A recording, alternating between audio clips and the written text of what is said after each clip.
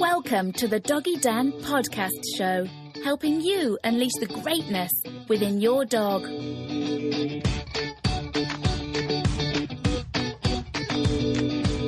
Hi there, I'm Doggy Dan from the Online Dog Trainer. Thank you for joining me here today on this free audio coaching session, which is all about mouthing puppies. So mouthing puppies, everything from 8 weeks old right through to 8 months old. And to be honest, beyond, some people have 11, 12-month-old dogs who are still running around like little puppies, mouthing and biting you and having a bit of fun. It can be a very frustrating topic. So, look, when you don't know what you're doing and you don't know why the dogs are doing what they're doing or the puppy's doing what they're doing, it can be quite terrifying. And I've seen some pretty extreme situations, little puppies with very sharp teeth, terrifying young children and adults. And of course, as the dog gets older, it becomes a bit more serious and a bit more scary. I guess the first thing to say is, this method absolutely works. I mean, this is a short audio. I'm going to give you some absolutely fantastic information. I'm going to absolutely pack it full of 15 minutes of the best. However, it is a journey, I can't give you everything that I know in this short time. So this is like the tip of the iceberg. And I promise you, for those of you who want an amazing puppy or an amazing dog, you keep on this journey, stay listening till the end, because at the end of this audio, I'll show you where you can get a whole load more information. That's my promise to you, that I'll show you where you can get the real information that you're looking for, because I know some of you are going to have very complex situations. You're going to have quite extreme dogs or extreme puppies, and you're going to need a bit more help, including this foundation, which I'm going to keep touching on, because the foundation is actually the key to having the amazing puppy. So go grab your favorite drink, get settled, maybe grab a pen and paper as well, and let's get into it, because this is what's going to come up in the next 15 minutes.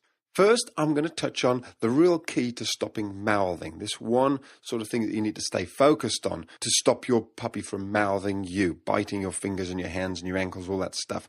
Then we're going to have a look at probably the most crazy concept in puppy training regarding mouthing. I think it's a crazy idea. So many people have been told to do this and try this, and it doesn't really make any sense at all. So we'll cover that off, and then we'll have a look at what to do if your training all falls apart, if this mouthing puppy goes absolutely berserk, why that happens. That's the important bit as well, why it happens, and how you can sort of bomb-proof everything so that it doesn't happen anymore. And as your puppy grows up, it all stops and comes to an end. So that's what's coming up. And remember, at the end, I'm going to show you this absolute Aladdin's cave where you can get so much more information, not just about mouthing puppies, but about all those other puppy behavioral issues. In fact, it's a complete puppy training program. And if that wasn't enough, I'm actually going to show you where you can go so you can access all of this information for just $1. So let's get into it. The very first step, the first stage. The key to stopping a mouthing puppy is the redirect. The redirect is basically when you move them from mouthing your ankle or your fingers or your hands or your clothes onto something else. You see, it's no good trying to stop your mouthing puppy. They won't stop mouthing. They need to mouth. It's very natural. In the wild, they're all mouthing each other. All the little puppies are mouthing and biting each other, having fun. It's totally natural. And in fact, it actually needs to happen. So the thing that we're really trying to say to your puppy, think of it like this, is you're allowed to mouth toys, and in fact other dogs, they'll allow them to mouth them, but we don't want your puppy to be mouthing humans. So the redirect is where you take an object and you put it near or in your puppy's mouth and you give them that. Now, let's just go back a step. When your puppy mouths you, if you're not ready for it and you suddenly realize they're at your ankle biting you, that's where you can make a little noise like a ow. However, don't go overboard, because if you just keep making lots of noise and energy, it can actually just increase the excitement of your dog when they know they got a response. So I would actually start by making no noise at all, staying very calm and silent. Then I would take the thing that I want my puppy to be redirected onto, and I put it simply in their mouth. Now, one little trick you can do if you're struggling to get their attention is you can actually put a very fine smear of something like a Marmite or something which the dog will absolutely love, a little bit of a meaty paste or something which you put over the object so that it actually gets their attention. Now, the first thing I'd point out about the objects which you're trying to redirect your puppy onto, it has to be something that they enjoy. So many puppies are redirected onto these absolutely rock-solid, huge pieces of plastic which they have no interest in at all.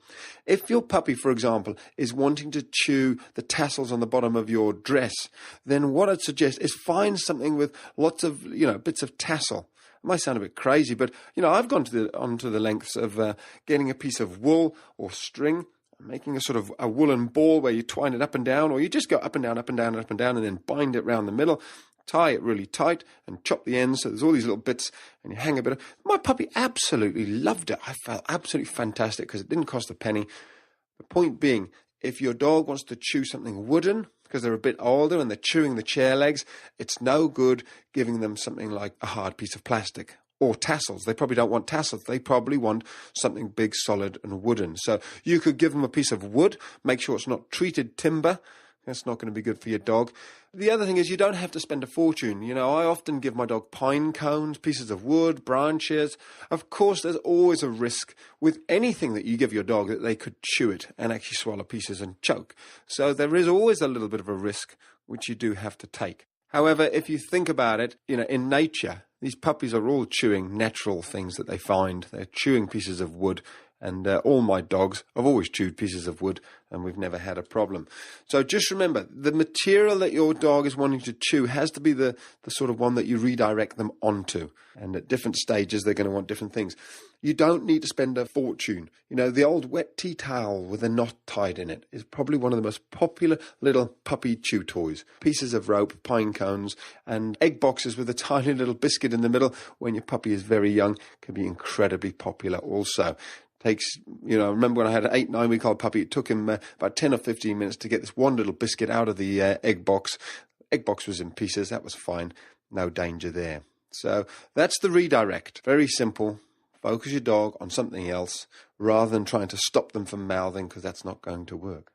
Now, if you're listening to this and thinking, yeah, I do that, I try that, and my puppy just keeps coming back at me. What I want to do now is just explain why that will be happening.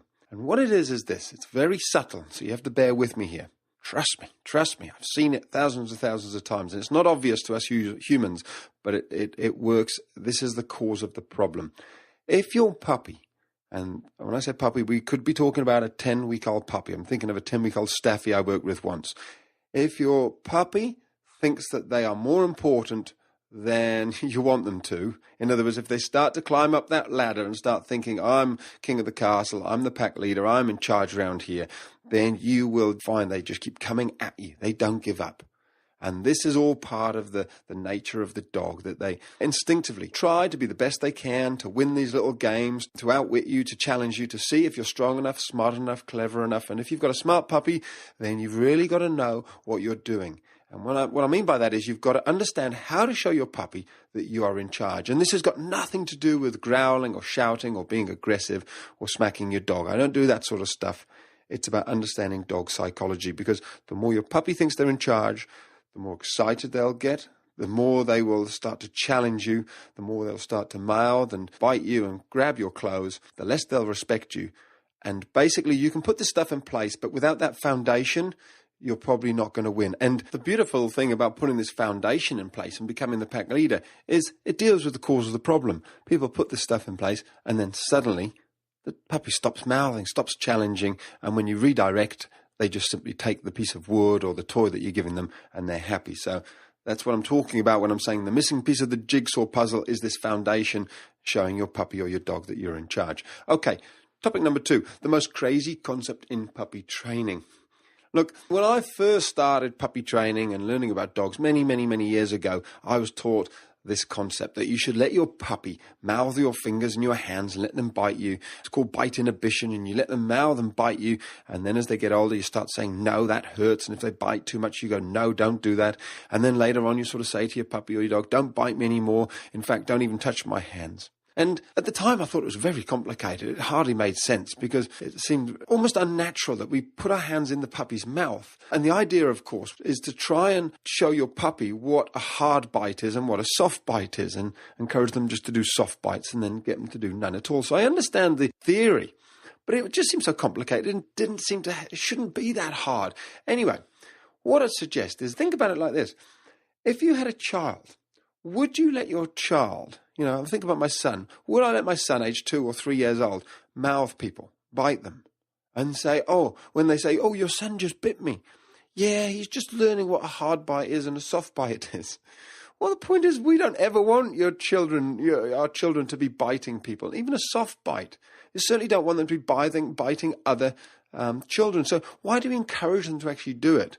Why do we train them to do something that we don't want them to do later on? So I would suggest that the last thing you actually want to be doing is encouraging your puppy to mouth you or bite you. It's crazy. It's a crazy concept. And yet this is what we're doing. We're sticking our hands in their mouth and making lots of noise and screaming and shouting. Puppies get excited. And suddenly we realize we've got a 5-month-old puppy who thinks it's hilarious to bite us and run away or just bite us and hang on. So no, don't let your puppy mouth or bite you at all. This then comes back to redirecting your puppy onto something else. So what I'd suggest is this. When you call your puppy over, make sure you have something to give them. Because puppies do use their mouths to sort of say hello and I love you and interact. We talk as humans and we use our open hands to sort of cuddle. However, puppies use their mouths. So when you're cuddling your puppy will immediately turn their head round and sort of try and mouth you. They're trying to be affectionate, but we don't really want that to happen. So have something like a tea towel or a toy or a rope, call them over, put that in their mouth, and then as you're cuddling them, they can chew away on that. And you sort of, they're happy, you're setting them up to win. Okay, on to topic 3. You're going to have to fly through this. Time is flying by. What to do if it all falls apart and why that happens. If you have a puppy who's mouthing you, biting you, and thinks it's really funny and you're really getting a little bit scared, maybe that your puppy knows that you're getting scared and you're starting to think, what on earth do I do when it all goes wrong? What I'd suggest you do is this. Simply take your puppy and put them in timeout. Timeout can be a bathroom, laundry room, somewhere where your puppy's going to be safe, but they're going to be on their own and it's not much fun. Not really in the garden, that's far too fun. You put them in there, and when they're calm, then you let them out. And why your puppy is really just having a laugh and attacking you, it's not that they hate you, but they realize that they've got the upper hand. There's not enough respect there. They just realize that they're winning, they're in charge, they're showing you what to do, they're just ignoring what you're requesting. And the key to all of this, how to stop it, is again, like I say, the missing piece of the jigsaw is this foundation. It's knowing how to give your puppy or your dog the message that they're not in charge. Because what great dog trainers, what great dog owners have learned is if you put that foundation in place, you're dealing with a much calmer dog. A dog who sort of listens to what you say when you request them to, you give them a redirect or you push them away. They calm down and they accept what you're saying. But if you're giving your dog the wrong messages, then you will have a far more challenging puppy, a far more determined puppy, far more exciting puppy who wants to keep coming back at you and challenging you and mouthing you. So if you feel like you're struggling, then look at the cause of the problem as well as trying to just solve the symptoms. So there we have it. The key to stopping mouthing is redirecting your puppy rather than trying to stop it altogether. The most crazy concept regarding mouthing has got to be encouraging your puppy to sort of mouth you gently and then trying to stop them from doing it completely later on. And if it all falls apart, use timeout. And of course, underlying all of this is being the pack leader. Now, at the start of this audio, I promised you if you stayed on till the end, I'd show you where you could get hold of a ton more awesome information about mouthing puppies, about lots of other puppy behavioral issues and dog behavioral issues. So that's what I'm going to do now. If you click on the link just below this audio, if you click on that link now, you'll be taken through to my online dog training site. You'll see exactly what I'm talking about here. This is the Aladdin's Cave where you can get all that information, including this foundation of becoming the pack leader, which is the real cause of all these puppy behavioral issues. When you visit the site, I guarantee you're going to be blown away, not just by the content, but also you'll be blown away because when you start putting some of this really simple stuff in place, you'll see your dog, your puppy start to transform. That'll transform the relationship that you have with them. And, for many people, myself included, it absolutely has transformed my life because I realize when you have the information that you need and you put it in place, amazing things really can happen. So if you've got an aggressive dog, take Thanks for watching.